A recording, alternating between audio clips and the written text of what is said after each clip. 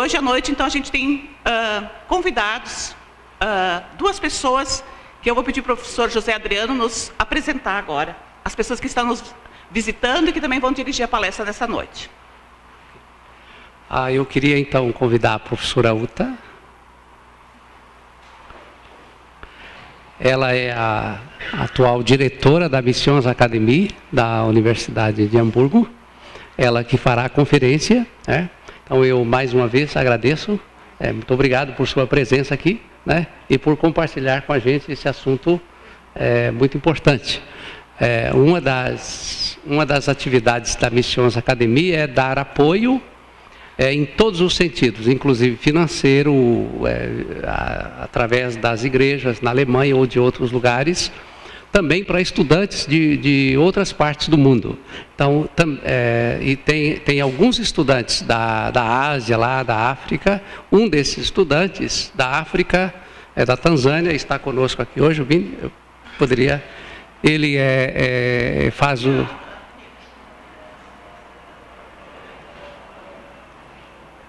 Ele é estudante do doutorado em teologia lá na Universidade de Hamburgo.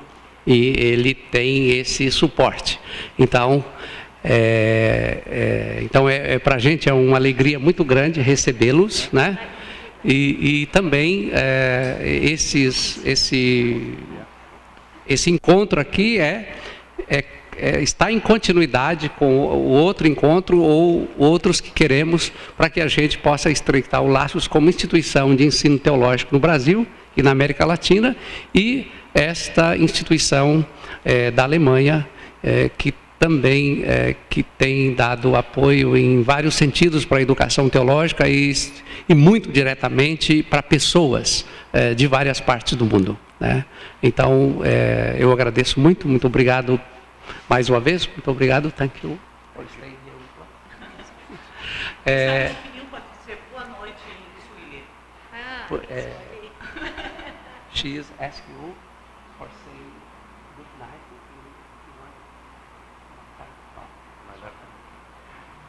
Usiku mwema.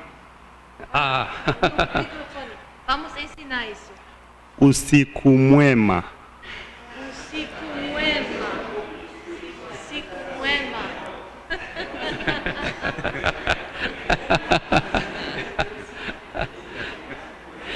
Thank you.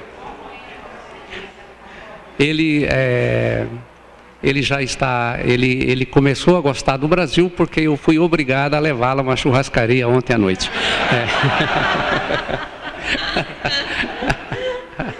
Thank you. Thank you. Ok. E agradeço vocês pela compreensão, que nós já tínhamos agendado a prova. Obrigado porque vocês concordaram em vir para esse momento aqui. Muito obrigado, professora.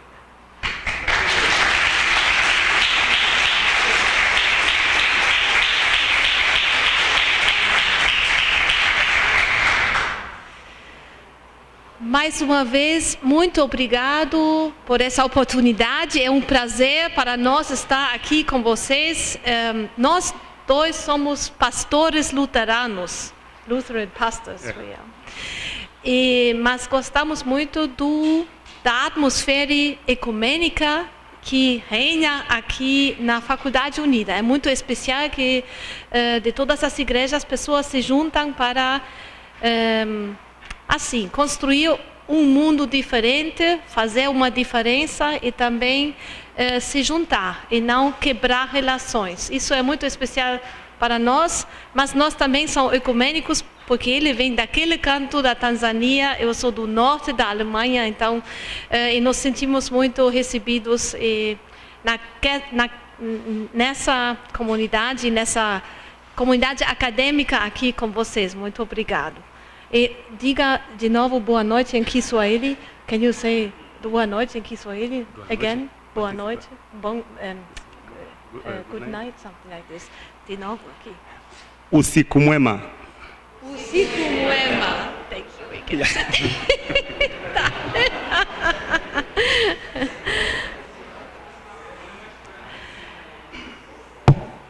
Faz 25 anos que eu estudei aqui no Brasil. Eu fui primeiro para São Leopoldo, onde se fala também um pouco de alemão. Foi mais fácil de entrar assim na brasilianidade. E depois eu fui para Salvador de Bahia para estudar no ITEBA. Era um Instituto Teológico Ecumênico da Bahia. E muitas recordações daquele tempo me vêm visitando vocês aqui na Faculdade Unida. É muito, me toca muito essa experiência, mas também o meu português em 22 anos já está um pouco esquecido.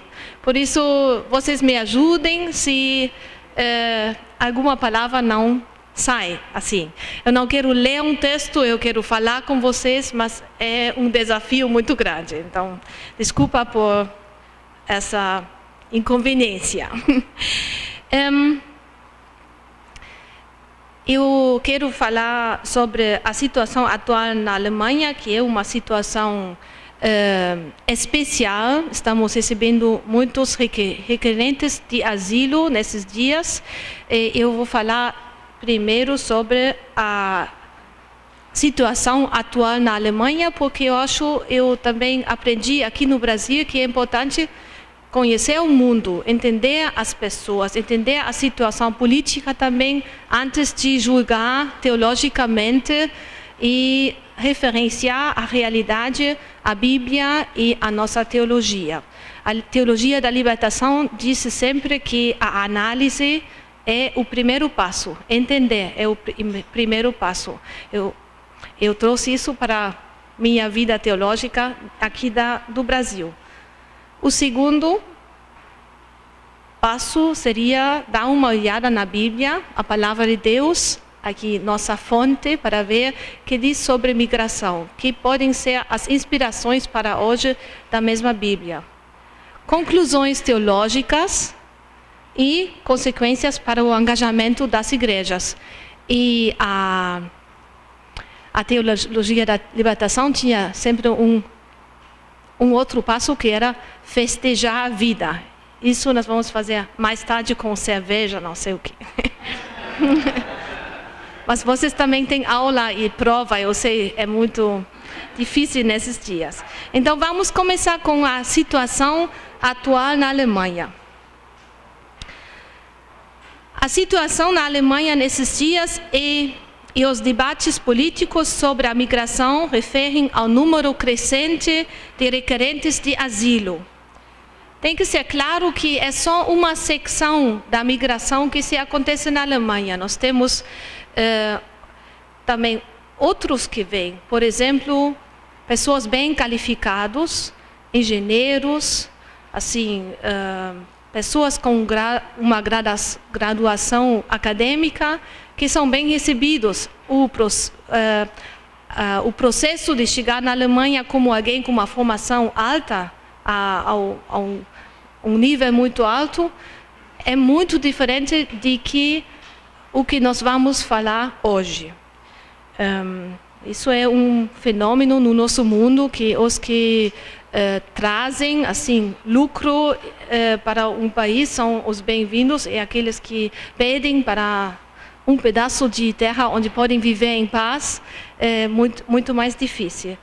E tem um outro grupo que são os da União Europeia, que vêm de outros países, tem toda a liberdade de viajar e de trabalhar onde quiser, mas se você não encontrar emprego, você não tem nenhum apoio do Estado onde você está viajando. Então temos muitos poloneses que vêm trabalhar nos campos para colher frutas e assim na agricultura, e também que ajudem a construção das estradas, tudo mais assim, trabalhos muito muito difíceis, muito simples.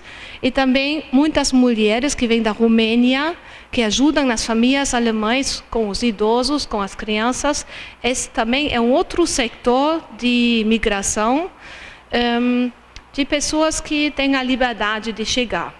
E o terceiro grande grupo de imigrantes na Alemanha são os estudantes. Temos estudantes de todos os países. Por exemplo, 24 mil chineses que estudam na Alemanha, todas as disciplinas. Então, também um grande grupo de migrantes na Alemanha. Mas nós falamos de requerentes de asilo hoje de noite. E para falar sobre os números, nós tivemos dos anos 2006 até 2010, mais ou menos 20 a 30 mil requerentes de asilo. E aumentou até o ano passado a 200 mil migrantes. E esse ano esperamos 1 milhão de pessoas chegar na Alemanha para pedir asilo. Isso com uma nação de 80 milhões de habitantes é um grande número. E vocês podem imaginar que é difícil acomodar essas pessoas e encontrar lugares onde são abastecidos com o necessário. Também, num momento a outro, quem chega necessita um teto, porque também estamos entrando no inverno e as temperaturas já caem abaixo de zero. E não podem mais ficar em tendas. Necessita aquecimento e realmente casas para essas pessoas. E é um desafio grande, mas o governo alemão disse, wir schaffen das. Claudete pode traduzir isso, wir schaffen das? Vamos conseguir. Vamos dar um jeito, não. Ela também não alcançar, assim, não só se fez amigos com esse lema, mas eu vou falar disso depois. Um pouco a lei que está atrás. O regulamento europeu segue um sistema que se chama Convenção de Dublin. Convenção de Dublin, que significa que o requerente de asilo tem que apresentar o pedido de asilo no primeiro país da Europa onde chega. Eu não sei se você tem na cabeça aquele mapa da Europa. Eu acho que eu tenho aqui. Sim. Um exemplo só de um caminho como chegar na Alemanha. Isso é um exemplo de um migrante da Síria, porque temos muitos que vêm da Síria nesses dias por causa da guerra ali. Mas vocês veem ali a Europa, a Alemanha não tem nenhuma fronteira com um país fora da União Europeia. Então, só pode chegar ali de avião. Ou pela Mar do Norte, o que não é muito provável que você chegue da Síria ou de algum lugar do mundo via essa mar. Yeah? Então, os países que recebem mais pessoas e vão receber a aplicação de asilo, de requerente de asilo, são a Grécia aqui, a Itália, aqui não se vê muito bem, a Itália está aqui, também a Espanha do outro lado, e também quem vem desse lado chega em Hungária. Hungária se diz? Hungária. Então, isso causa muitos problemas, porque as pessoas pensam, se eu vou dar a minha identificação digital lá no primeiro país onde eu vou chegar, eles não vão me deixar viajar para outro país, onde talvez eu tenho outros familiares. Talvez alguém já está em algum país como Alemanha, Noruega, Suécia, França. E assim, os que são recebidos em certos países são tratados assim de quase criminosos. Tem que dar a identificação e se sentem assim ofendidos de dever se manifestar nas autoridades do país. E eles têm medo também da polícia, com tudo que eles sofriam no caminho até chegar nesse país. Tem um regulamento para distribuir os refugiados, mas esse é o primeiro passo para eles chegar na ilegalidade, porque se eles não se manifestam às autoridades no país onde chegam e seguem o caminho, vão realmente ser criminosos, porque quem passa uma fronteira sem ter papéis oficiais se torna um criminoso, porque é proibido. Então, lá começa a problemática com essa Convenção de Dublin, que diz que lá onde você chega, você tem que pedir asilo. Aqui você vê uma outra rota se diz, uma outra rota para chegar da Síria para a Alemanha. Vocês veem aqui Damasco, aqui a capital da Síria, um primeiro trajeto no mar Mediterrâneo, muito perigoso. Eu não sei se vocês vamos ver uma foto, esses pequenos barcos que não são seguros. Muitos não sabem nadar dessas pessoas. É um trauma também de atravessar um mar. São mais que 1000 quilômetros de passar pelo mar, não saber se vão chegar vivos. É a vida está em questão nesses caminhos e muitos que vêm são muito traumatizados. Vocês veem aqui, eles vão para a Sicília, chegam na Itália e depois chegam aqui na Alemanha, se tudo dá certo. Se chega vivo, yeah. O governo da Alemanha faz a diferença entre refugiados que vêm de assim chamados países seguros, sichere Herkunftsländer, e países inseguros.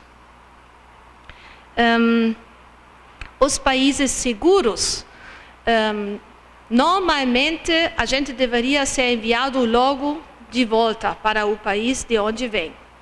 São países da Europa que não fazem parte da União Europeia. Você vê aqui. Aqui, esse branquinho aqui é Kosovo, Albânia, ex-Jugoslávia, todos esses não fazem parte da União Europeia. E daqui vêm muitos refugiados, mas por causa de discriminação também. Quem deixa a sua família, quem deixa a sua pátria, tem uma razão. E muitos são do povo do Sinti e Roma, os ciganos, sim, que sofrem não só discriminação, mas perseguição nos países deles. Então, o problema é que seguro não é seguro. Já? O governo defina, mas a situação das pessoas pode ser muito diferente. E do outro lado, o que é difícil também com essa distinção entre seguro e inseguro é que as pessoas, mesmo de países seguros, chegam e demora muito tempo até ter uma decisão.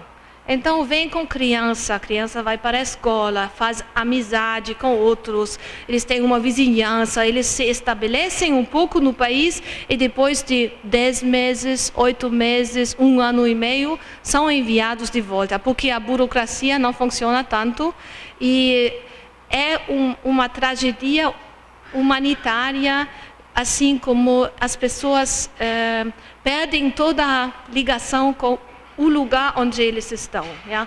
Homeless people, sem assim, lugar para estar bem. Yeah?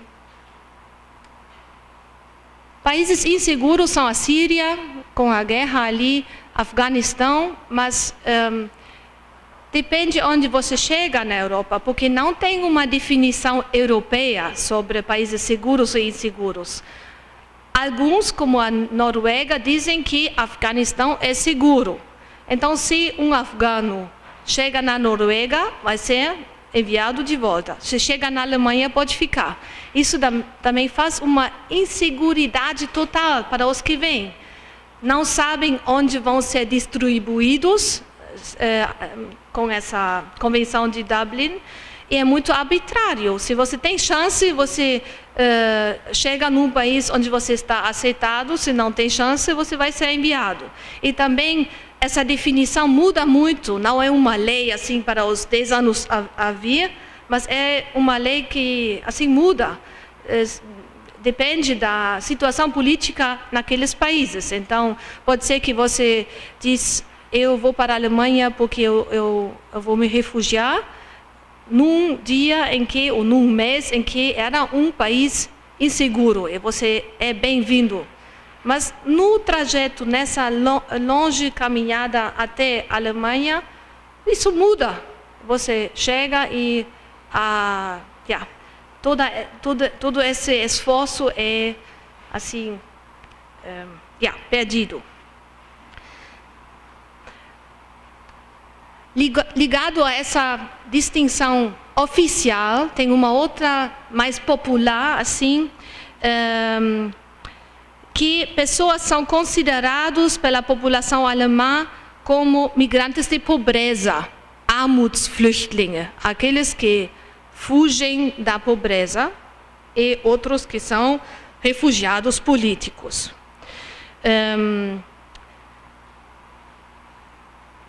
A população na Alemanha, em geral, com exceções, é muito aberta aos refugiados políticos. Diz que nós também passamos um tempo político difícil na Alemanha, no tempo nazista, e outros países nos recebiam, então nós também temos essa responsabilidade de receber pessoas. Mas, com outros, por causas econômicas que deixam o país deles, é totalmente diferente. Fecha a mente, fecha assim a compaixão, e não são bem recebidos. Interessante, isso mostra todo o paradoxo na atitude da gente no nosso país, quando as pessoas veem na televisão, ou mesmo assim no encontro pessoal, um refugiado com um iPhone, eles falam, mas ele não é pobre, como é que ele chega no nosso país? Isso é assim, toda a contradição, porque falam que refugiados de pobreza não podemos receber, mas se alguém tem um iPhone, eles assim colocam que um refugiado tem que ser humilde, tem que estar sem esse equipamento. Tá. Só como exemplo que o papo da gente é muito emocional e muito assim, paradoxo.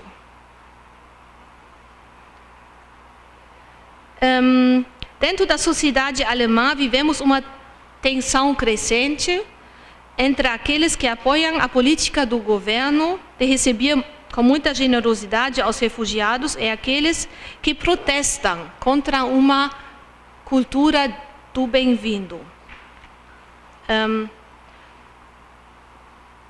Para ver um pouco as imagens que chegam lá nas salas e nas casas, são essas pessoas no barco, totalmente cheio, impossível chegar com esse barco depois de mil quilômetros de mar.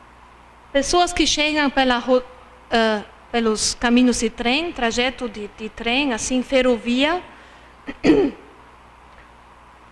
Pessoas assim na autoestrada, você vê aqui os caminhões. Normalmente é totalmente proibido pisar na autoestrada, mas aqui tem muita gente que está aqui chegando. Só os caminhos estão cheios, estão chegando 1 milhão de pessoas. Isso significa um êxodo, que nós observamos.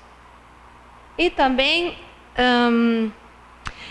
tem essa discussão na Europa se nós deveríamos colocar cercas para proibir a gente entrar. Isso é o caso na Hungária.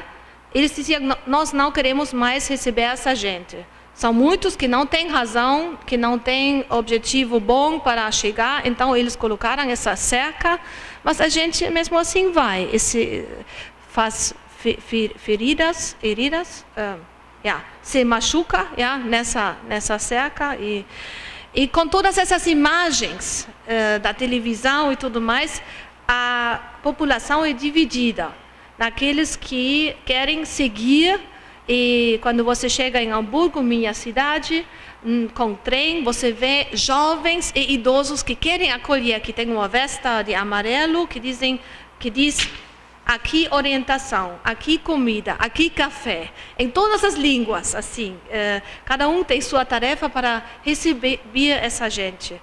Isso me toca muito, que tem tanta pessoa que quer ajudar, que quer receber. Mas do outro lado temos o lado criminoso da rejeição dos migrantes. Nós vimos tendas queimadas, fogo nas casas, fogo em lugares onde se encontram asilados. Temos isso.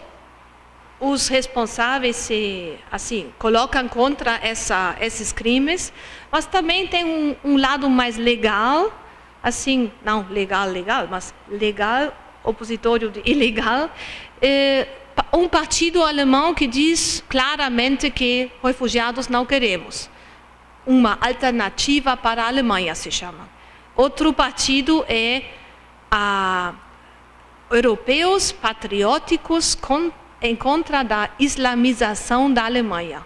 Um grupo islamofóbico que realmente mobiliza muita gente para a rua, para manifestações e tudo mais, para protestar contra a migração de requerentes de asilo. E esse movimento também joga com as emoções das pessoas, porque mais que a metade que chega são cristãos, nem são muçulmanos, mas jogam com esse conceito de islamização da Europa. E também o que aconteceu em Paris, tem 2 semanas, faz 2 semanas, afetou muito a comunidade islâmica na Europa. Na Alemanha também falamos muito com os nossos irmãos e irmãs muçulmanos, porque machuca a eles esses incidentes, porque a imagem do muçulmano é terrorista. Isso tinha mais que 100 pessoas franceses que morriam, isso é uma tragédia, mas a maior tragédia é a imagem que isso cria na mente da população indígena da Europa, que vê agora, faz uma identificação com o Islã e o terrorismo. Talvez até aqui. 20 minutos? Não. Aqui uma outra imagem, eu não só quero falar dos crimes, mas também da gente que tem um cartaz que diz "Welcome", vocês são bem-vindos. Que diz a Bíblia? A Bíblia nos diz que o povo de Deus é um povo migrante. Nós somos migrantes. Não são eles que vêm, mas todos são migrantes. As pessoas na Bíblia que nós encontramos, muitos deles são migrantes. No Antigo Testamento, conhecemos muitos que sentiam uma forte presença de Deus no caminho em que Deus envia essas pessoas. E cada migração é ligada a Deus, a vontade inesperada de Deus, seja como castigo, seja como o início de uma vida nova. Como castigo, você lembra, ser expulsado do paraíso já significava migrar, encontrar um novo espaço para viver e para sobreviver. O exílio em Babilônia era um castigo de Deus, mas Deus estava lá com essas pessoas em Babilônia. Abraão, que deixa Harã para Canaã, que vai na terra prometida. Eu não quero dizer que a Alemanha é a terra prometida, mas temos esses exemplos que Deus realmente manda pessoas para uma terra prometida, uma boa e vasta terra. O êxodo de Egito, claro, e Ruth. Você lembra daquela mulher que acompanha sua sogra até no país estrangeiro para migrar, para encontrar um novo lugar para viver em dignidade. Ninguém vai sem Deus. Toda a migração ligada a Ele está num tal caminho é ter fé. São os dois lados da mesma medalha. E os migrantes nos falam sobre isso. Eles dizem, naquele barco, Deus estava ao meu lado. Assim, eles nos predicam o Evangelho. Dos momentos mais escuros que eles experimentavam, eles nos anunciam. Ja? Não é assim, eles traem uma fé muito forte. E vocês também se lembram que Jesus, quando era menino, pequenino, a mãe dele, Maria e José, tinham que refugiar-se ao Egito porque Herodes queria matar todas as crianças. E em Hebreus 13:14, eu quero lembrar isso da carta aos Hebreus, que diz: porque não temos aqui uma cidade permanente, mas buscamos a futura. Isso é um pouco o resumo, que a existência cristã é uma existência de migrantes e que o fenômeno da migração nos chama de ser solidários. Sim, Deus está com os expulsos e com os vulneráveis no caminho, eu já falei, mas uma outra pessoa do Antigo Testamento me tocava muito, é a Hagar, aquela mulher que estava com Sara e Abraão, e Sara não tinha filho, e acontecia que a Hagar era gorda, como se diz, grávida do primeiro filho de Abraão, e a Sara e o Abraão deixaram ela ir no deserto. Mas Deus, inesperadamente, estava também com Hagar. Não só com aquela pessoa do convênio, mas com aquela que estava fora do convênio da promessa. E essa Hagar é um símbolo muito forte também na relação com o Islã, porque o Islã se refere muito a Ismael, aquele filho que estava com a mãe lá no deserto. Deus promete um país bom e vasto. No Êxodo, Moisés tem essa promessa de ser levado com o povo dele num país vasto e bom. E Deus deixa muito claro o que acontece com aqueles que vão inibir o plano dele. O plano de Deus é que esse povo vai para um outro lugar onde pode sobreviver em dignidade. E Deus também anuncia o que acontece aos povos, aos arredores, que vão proibir o povo de Israel entrar e que vão construir cercas, inibir o plano de Deus com armas e com muros. Eu acho que é uma anúncio muito forte para nós também refletir o que significa esse anúncio para os adversários inimigos de Israel. E finalmente nós encontramos aqui. Nós encontramos Jesus no estrangeiro. E tem uma imagem muito bonita de um artista dos Estados Unidos, um franciscano, um frei católico, Robert Lenz. Ele faz íconos da tradição ortodoxa, e aqui é o ícone do Jesus migrante, do Jesus que está olhando através da cerca, e é a cerca, a fronteira entre o mundo de pobreza, de opressão e de perseguição e o mundo da vida digna e segura. ele trabalhou com os migrantes na fronteira com México e Estados Unidos. Eu acho que, às vezes, uma imagem diz mais que muitas palavras. Algumas conclusões teológicas. Nós temos que refletir sobre a relação entre soberania nacional e direitos humanos universais. Nós estamos lutando para os direitos humanos. Isso é muito comum nos países democráticos, nos países assim que têm esse discurso sobre direitos humanos. Mas, no mesmo tempo, esses direitos humanos parecem só acontecer nesses distritos nacionais. Yeah? Quando vem alguém que toca na porta e não pertence a essa nacionalidade, já está em questão se tem os mesmos direitos como todos. Yeah?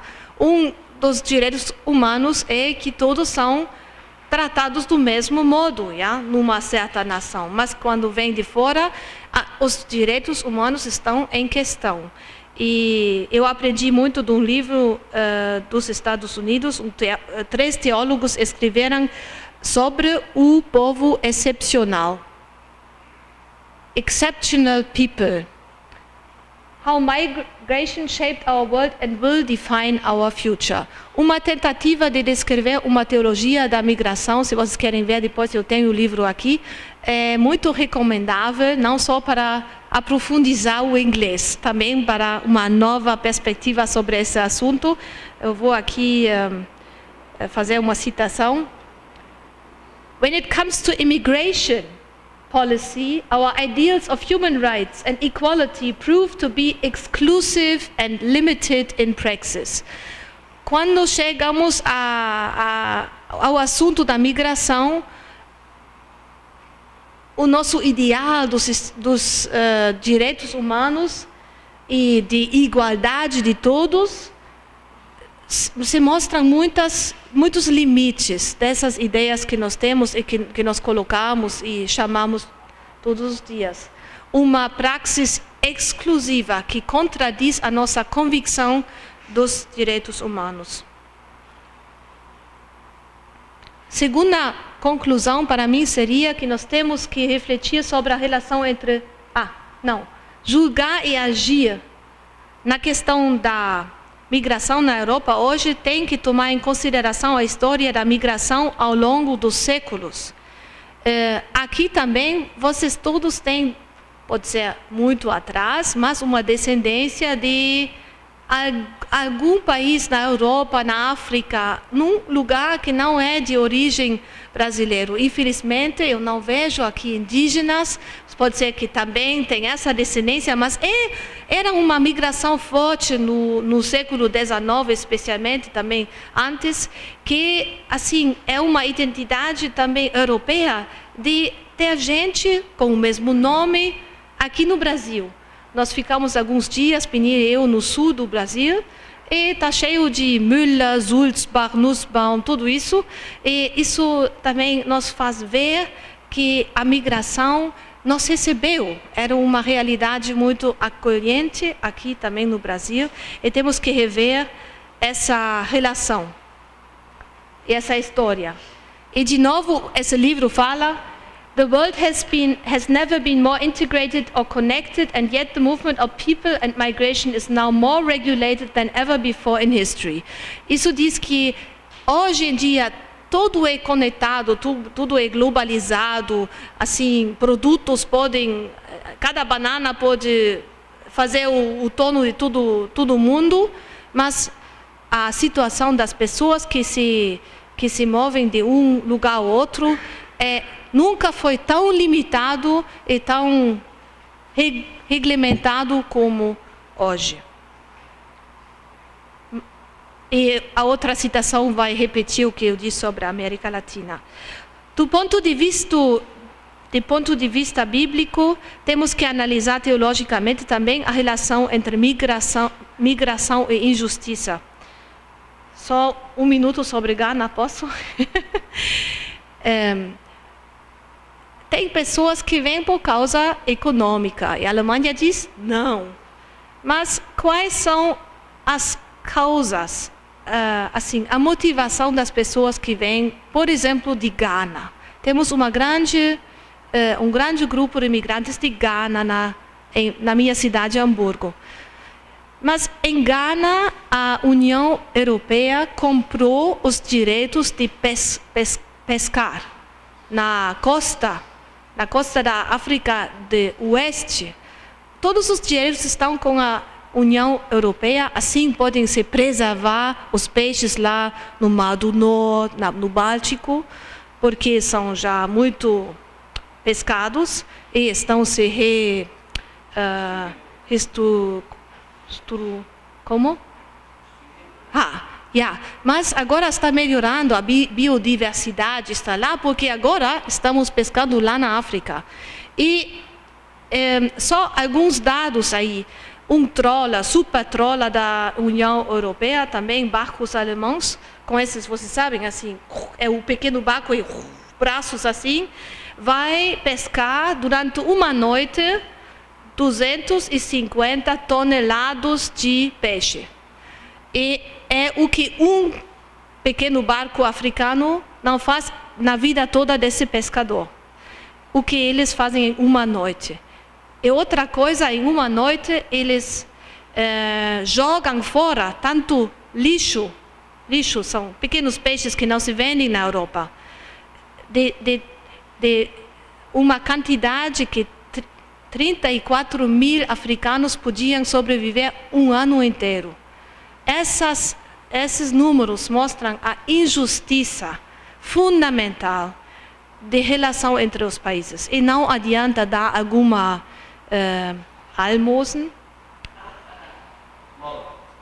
E a esmola lá, desenvolvimento, um pouco de dinheiro, se isso acontece nas costas da África. Isso é só um exemplo da injustiça que provoca tanta migração mundialmente.